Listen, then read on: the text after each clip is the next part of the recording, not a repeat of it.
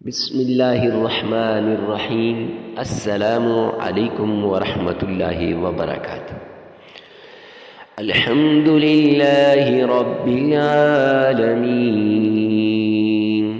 تمام تعریفیں اس پروردگار کے لیے ہیں جو دونوں جہانوں کا پالنے والا ہے۔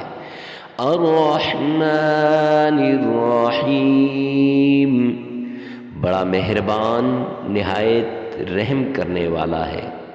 میں گواہی دیتا ہوں کہ محمد صلی اللہ علیہ وآلہ وسلم اللہ کے بندے اور رسول ہیں، اور میں یہ بھی گواہی دیتا ہوں کہ محمد صلی اللہ علیہ وآلہ وسلم کے بعد کسی نبی نے نہیں آنا، آپ خاتم النبیین ہیں۔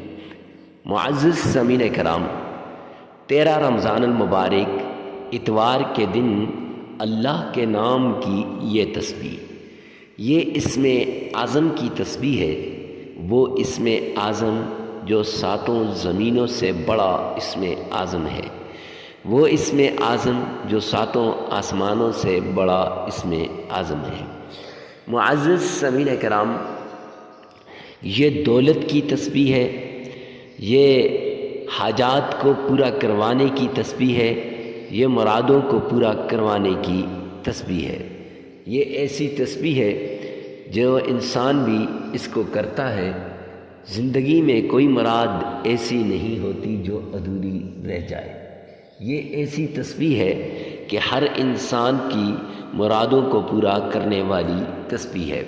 معزز سامعین کرام، اتوار کا دن بڑا اہم دن ہوتا ہے، چونکہ اس دن سب لوگ آرام سے گھروں میں بیٹھے ہوتے ہیں، لہٰذا اس دن کو آپ یہ تسبیح بڑی آسانی سے کر سکتے ہیں۔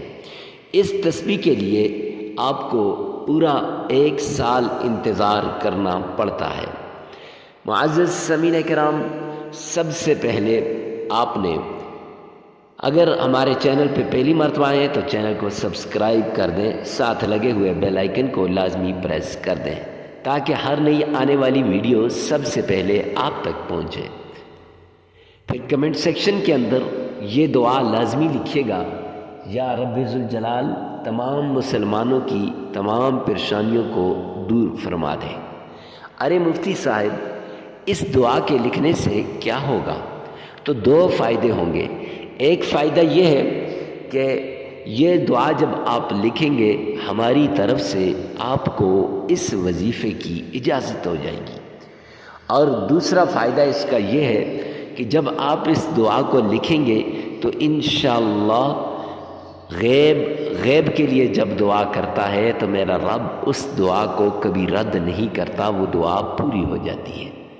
معزز سامعین کرام، جب آپ مانگتے ہیں کسی اجنبی کے لیے، اس شخص کے لیے جسے آپ نہیں جانتے، تو حدیث پاک کے اندر آتا ہے کہ اس کے حق میں دعا قبول ہو یا نہ ہو، آپ کے لیے 100 حاجات کو میرا رب غیب کے خزانوں سے پورا کر دے گا۔ اور یہ تسبیح اللہ کی رحمت کے دروازوں کو کھلوانے والی ہے۔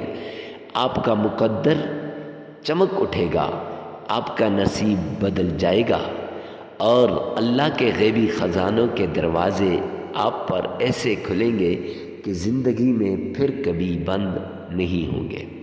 معزز سامعین کرام، تو پھر آپ نے سب سے پہلے صدقہ کرنا ہے۔ صدقے کے بارے میں اللہ نے قرآن میں فرمایا، اعوذ باللہ من الشیطان الرجیم، بسم اللہ الرحمن الرحیم، وَمِمَّا رَزَقْنَاهُمْ يُنْفِقُونَ، جو ہم نے تمہیں رزق دیا اس میں سے خرچ کرو۔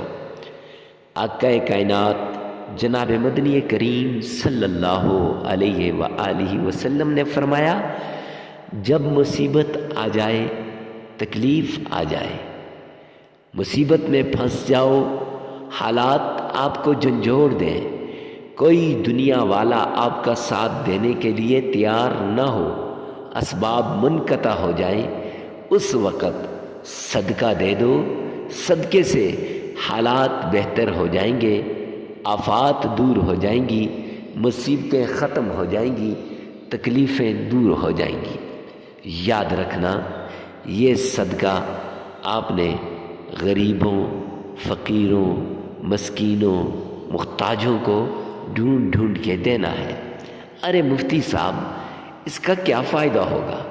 تو معزز سامعین کرام، اس کا فائدہ یہ ہے کہ جو غریب ہوتا ہے وہ ہر پل، ہر آن، ہر گھڑی اللہ کی طرف متوجہ ہوتا ہے۔ اے کریم رحیم مولا، کوئی مسیحا بیچ جو میری ضرورتوں کو پورا کر دے۔ اے اللہ، میری ضرورتیں ادھوری ہیں، پوری نہیں ہو رہی۔ تو معزز سامعین کرام، جب آپ جائیں گے، صدقہ دیں گے اسے، رب کائنات کی قسم، اس کے چہرے پہ مسکراہٹ دیکھنا، اس کے چہرے پہ جو خوشی ہوگی وہ خوشی آپ دیکھ لینا، پھر آپ کو پتہ چل جائے گا کہ یہ کتنی بڑی خوشی ہے۔ آپ نے معزز سامعین کرام خوشی آپ دیکھ لیں گے۔ دوسری بات کہ وہ جب آپ اسے صدقہ دیں گے نا تو اس کی ضرورت پوری ہوگی، اور حدیث پاک کے اندر آتا ہے کہ جب مسلمان بھائی کی ضرورت، آپ ایک ضرورت کو پورا کرتے ہیں، اللہ آپ کی 100 ضرورتوں کو پورا کرتا ہے۔ اور دوسرا، جب آپ اس کی ضرورت کو پورا کرتے ہیں تو دل سے دعا نکلتی ہے اس کے، اور وہ دعا سیدھی اللہ کے عرش پہ جاتی ہے۔ وَاحْتَزَ الْعَرْشُهُ، اللہ کا عرش ہلنے لگ جاتا ہے۔ اللہ باوجود جاننے کے پوچھتے ہیں، اے میرے فرشتوں، بتاؤ کیا بات ہے، کیوں یہ عرش ہل رہا ہے؟ پھر وہ بتایا جاتا ہے، رب ذوالجلال زمین پہ ایک غریب، فقیر، مسکین دعا کے لیے ہاتھ اٹھائے ہیں اس نے، اور دعا مانگ رہا ہے اللہ سے، تو یا رب ذوالجلال اس کی دعا کو قبول کیجئے۔ تو پھر اللہ فرشتوں سے کہتے ہیں، فرشتوں گواہ رہنا، میں نے اس کی دعا قبول کر دی۔ تو معزز سامعین کرام، صدقہ دینے کے بعد آپ نے آمنہ کے لال عبداللہ کے در یتیم جناب نبی کریم صلی اللہ علیہ وآلہ وسلم کی شان میں درود پاک پڑھنا ہے۔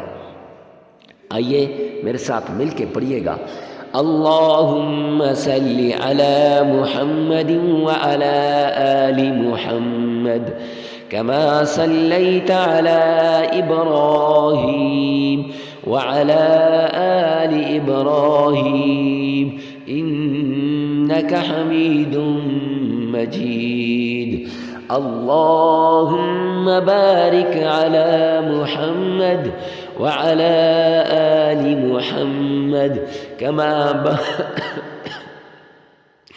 كما باركت على إبراهيم وعلى آل إبراهيم إنك حميد مجید۔ محبت سے، پیار سے، الفت سے درود پاک 3 مرتبہ پڑھنے کے بعد اس طرح پڑھیں گویا نبی پاک صلی اللہ علیہ وآلہ وسلم آپ کے سامنے ہیں، یعنی آپ نے روضہ رسول کی جالیوں کو تھام رکھا ہے اور آقا آپ کے سامنے موجود ہیں۔ اتنی عقیدت کے ساتھ، عشق کے ساتھ، پیار کے ساتھ درود پاک کو آپ نے 3 مرتبہ پڑھنا ہے۔ 3 مرتبہ آپ نے درود پاک کو پڑھنا ہے۔ پھر اس کے بعد اللہ کا پیارا نام یا غنی یا غنی یا غنی 1001 بار آپ نے پڑھنا ہے۔ 1001 بار یا غنی پڑھنا ہے۔ پھر قرآن پاک کی چھوٹی سی صورت ہے، چھوٹی سی، قل هو اللہ احد اللہ الصمد لم یلد ولم یولد ولم یکن له کفوا احد۔ یہ صورت آپ نے صرف 7 بار پڑھنی ہے۔ 1000 بار آپ نے یا غنیو پڑھنا ہے، اور پھر اس کے بعد سورہ اخلاص آپ نے 7 بار پڑھنی ہے۔ پھر 3 بار آپ نے درود پاک پڑھنا ہے، وہی درود پاک جو آپ نماز میں پڑھتے ہیں جو آپ نے شروع میں پڑھا ہے۔ معزز سامعین کرام، درود پاک کو پڑھنے کے بعد عمل مکمل ہو جائے گا۔ اب یاد رکھیں، اس عمل کے لیے جگہ کی ضرورت نہیں ہے، ہر جگہ آپ اس عمل کو کر سکتے ہیں، چلتے پھرتے اٹھتے بیٹھتے ہر جگہ آپ اس عمل کو کر سکتے ہیں۔ اور یہ بھی یاد رکھیں کہ اس عمل کو کرنے کے لیے وقت کی ضرورت بھی نہیں ہے، ہر وقت آپ اس عمل کو کر سکتے ہیں، فجر کے بعد، ظہر کے بعد، عصر کے بعد، مغرب کے بعد یا عشاء کے بعد۔ کوئی وقت کی ضرورت نہیں ہے، ہر پل، ہر آن، ہر گھڑی مرد عورت کے لیے اور عورت مرد کے لیے اس عمل کو کر سکتی ہے، یعنی ہر ایک دوسرے کے لیے اس عمل کو کر سکتا ہے، کوئی قید نہیں ہے۔ معزز سامعین کرام، ویڈیو کو ثواب کی نیت سے صدقہ جاریہ سمجھ کر آگے شیئر کرنا مت بھولیے گا۔ والسلام۔